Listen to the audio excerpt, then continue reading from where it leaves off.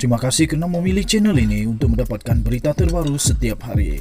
Bagi anda yang pertama kali berada dalam channel ini, sila pertimbangkan untuk tekan butang like, subscribe dan komen video ini untuk penambahbaikan pada video akan datang.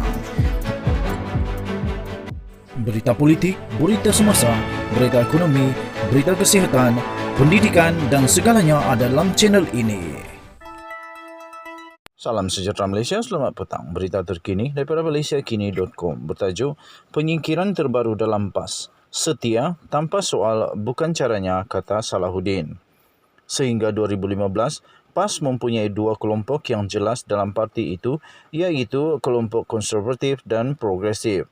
Walaupun kelompok progresif telah disingkirkan dalam Muktamar 2015 menerusi serangan oleh kelompok konservatif yang setia dengan Presiden Abdul Hadi Awang, kini dilihat ada kelompok baru yang muncul. Perpecahan baru ini dilihat berlaku antara kalangan yang membantah keputusan Abdul Hadi untuk bekerjasama dengan Bersatu berbanding UMNO dengan kelompok yang merasakan mereka perlu menunjukkan kesetiaan tidak berbelah bagi kepada Presiden Parti. Bagaimanapun, bantahan itu cepat dipadamkan dalam pemilihan parti itu yang baru saja berakhir. Timbalan Presiden Amanah Salahuddin Ayub yang merupakan bekas naib Presiden PAS dan antara pemimpin yang tersingkir pada pemilihan 2015 berkata, sejarah kembali berulang hanya 7 tahun selepas penyingkiran sebelumnya.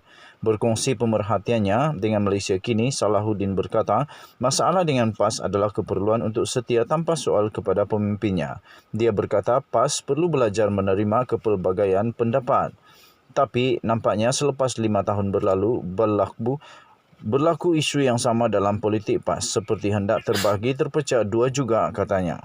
Tambahnya lagi, sebab itu saya katakan sejak dulu lagi, politik ini dinamik dan mengizinkan kita untuk berbeza dan adakala menyuarakan apa yang difikirkan untuk kebaikan parti, katanya.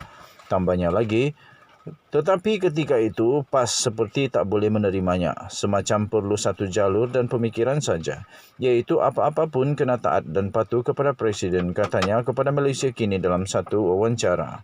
Salahuddin berkata ketika dia dan para pemimpin lain disingkirkan pada tahun 2015, mereka dituduh tidak setia terhadap Abdul Hadi. Mereka akhirnya menubuhkan amanah. Konsep walak seringkali disuarakan dalam PAS untuk menggesa anggota parti mematuhi kepimpinan tertinggi. Bagi Salahuddin, masa membuktikan yang politik sememangnya bersifat dinamik dan PAS seharusnya mengambil pengajaran daripadanya. Katanya, saya harap PAS akan dapat pelajaran baru daripada muktamar baru-baru ini.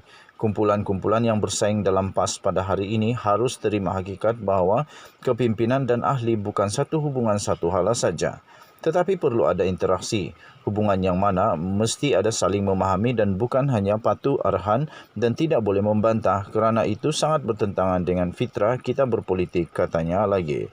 Perpecahan dalam PAS kali ini telah dipadamkan sehubungan ia sempat berkembang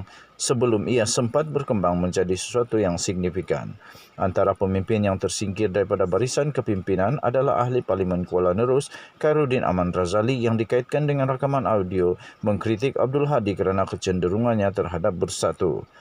Muhammad Zuhdi Marzuki yang dilihat tidak setuju dengan penggunaan lambang PN oleh PAS dalam PRN Melaka juga gagal dalam pemilihan untuk kedudukan naib presiden. Seorang lagi pemimpin PAS yang tewas adalah Nik Abdul Aziz yang diketahui sebagai pro-UMNO. Mereka adalah pemimpin yang menjadi sebahagian dalam kem Abdul Hadi yang membantu penyingkiran Salahuddin dan sekutunya pada 2015. Salahuddin berkata amanah sentiasa terbuka untuk menerima mereka yang dipinggirkan dalam PAS. Sudah ramai yang keluar sebelum ini dan kita terima mereka dengan sebaiknya, katanya lagi dalam kenyataan itu. Sekian berita, salam sejahtera. Kita jumpa lagi pada berita akan datang. Bye-bye.